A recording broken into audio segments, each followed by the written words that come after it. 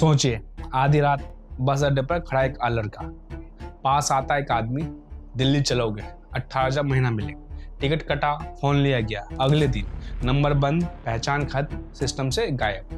यहीं से शुरू होता है भारत के ह्यूमन ट्रैफिकिंग नेटवर्क का असली खेल। हेलो दोस्तों, मैं करण किशोर और आपका हमारे यूट्यूब चैनल पर स्वागत है। आज हम इस अंडरग्राउंड धंधे की पूरी परतें खोलेंगे। सबसे ज्यादा मामले किन राज्यों से सामने आए, किस रास्ते से लोगों को ले जाया जाता है, कौन लोग इस चेन में होते हैं, पीड़ित कहाँ पहुंचते हैं, सरकार क्या करती है, पुलिस कैसे काम करती है और आम नागरिक कहाँ इस खेल को तोड़ सकता है। सबसे पहले एक जरूरी सवाल, ह्यूमन ट्रैफिकिंग सिर्फ किडनैपिंग नहीं है। ज्यादातर मामलों में ये होता है लालच, भरोसा, झूठा वादा। इस्तेमाल होता है नौकरी, शादी, पढ़ाई, विदेश भेजने, मॉडलिंग, घर के काम। ऐसे ऑफर देकर लोगों को जाल में फंसाया जाता है। भारत में दर्जनों मामलों के आधार पर जिन राज्यों से ट्रैफिकिंग के ज्यादा केस सामने आते रहे हैं उनमें पश्चिम बंगाल, झारखंड, बिहार, उड़ीसा, असम, छत्तीसगढ़, राजस्थान और उत्तर प्रदेश अक्सर शामिल रहते हैं। ये डेटा संकलन होता है नेशनल क्राइम रिकॉर्ड्स ब्यूरो के जरिए। लेकिन यहाँ ट्विस्ट है, जहाँ रिपोर्टिंग स्ट्रॉन्ग है वहाँ नंबर्स बड़े दिखते हैं। जहाँ डर और दबाव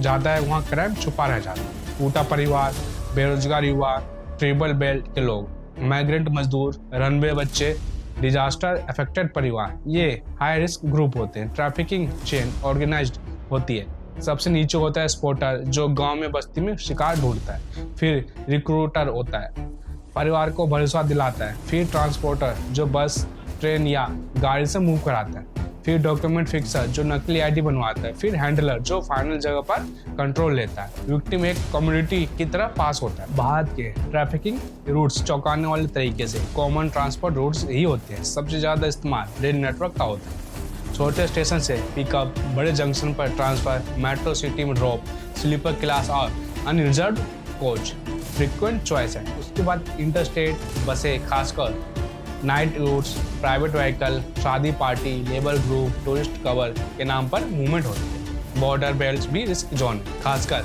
इंडिया नेपाल बॉर्डर और इंडिया बांग्लादेश बॉर्डर के कुछ इलाके, जहां फूड क्रॉसिंग, ड्राइवर रूट्स और फेक रिलेटिव कवर इस्तेमाल होते हैं। क्रॉस बॉर्डर अलर्ट्स कई बार शेयर होते हैं इंटरपोल के साथ। अब एक बड़ा भ्रम तोड़ते हैं, ट्रैफिकिंग सिर्फ देह व्यापार के लिए नहीं होती।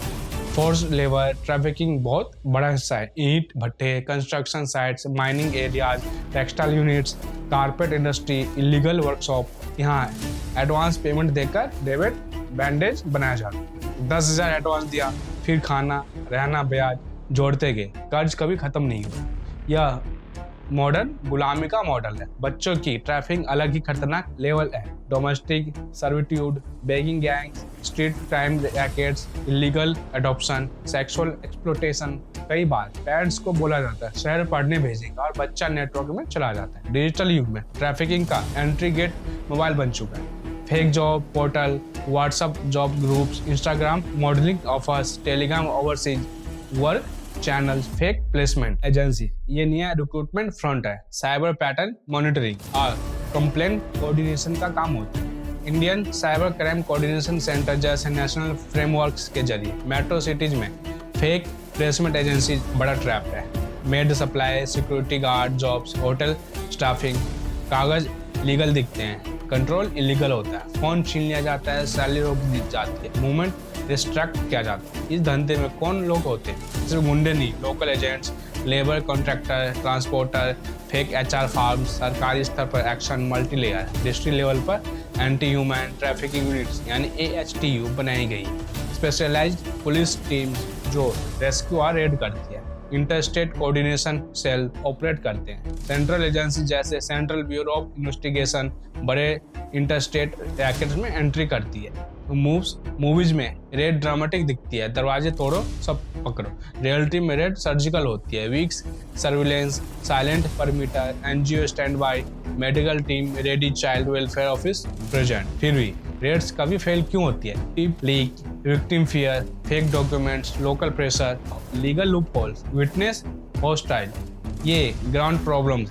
कोर्ट केसेस इसलिए लंबा चलते हैं, विक्टिम बयान बदल देता है, फैमिली कंप्रोमाइज कर लेती है, आइडेंटिटी प्रूफ वीक होता है, क्रॉस बॉर्डर वेरिफिकेशन अटक जाती है। एक्सपर्ट्स मानते हैं रिपोर्टेड केसेज असली घटनाओं को छोटा हिस्सा बना दिया जाता है, क्योंकि ट्रैफिकिंग हिडन क्राइम है। यह अंधेरे में नहीं, हमारी अनदेखी में पलती है। फाइनल बात याद रखो, हर चमकदार जॉब ऑफर मौका नहीं होता, हर जल्दी वाला प्रपोजल सच नहीं होता, हर शहर चलो सुरक्षित नहीं होता। एक सवाल पूछना, एक वेरिफिकेशन करना, एक अलर्ट कॉल करना, किसी की पूरी जिंदगी बच सकता है। अगर यह जानकारी काम में लगी तो कमेंट में लिखो जय हिंद।